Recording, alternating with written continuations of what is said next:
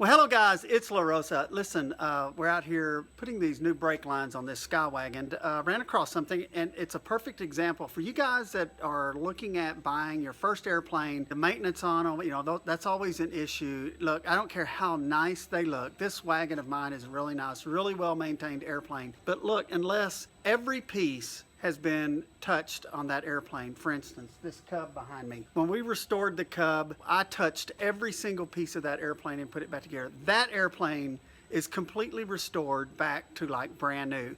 And you see this in the ads of these airplane ads, totally restored. And it's got a new engine on it, new paint, new interior. That is not totally restored. Let me show you what I'm talking about just a little bit here. So guys, this is the brake line fitting that attaches from the gear leg to the fuselage on my Skywagon, and I've seen this crack in this paint on this fitting for years and years. You know, in my mind, if it's not leaking, then I mean, it's cracks paint. I mean, it'd be leaking, right?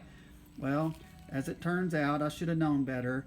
This fitting is broken, and it's been that way for 10 years or better. The airplane was painted at least 10 years ago. I'd have to go back and look in the logbook to be exact, but I know it's been at least 10 years.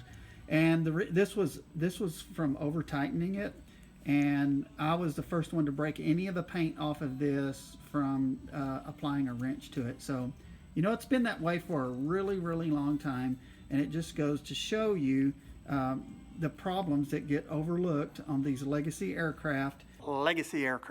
You know, when you do these videos, you need to use big words so that everyone thinks you know what you're talking about. Politically correct way of saying our airplanes are older than crap. It worked fine. You would think that that would leak. How many IAs have seen that over the years? Well, at least 10. You know, if you'd have looked around on the other side and just really looked a little closer, you'd find that that needed to be replaced a long time ago. That's not what happened.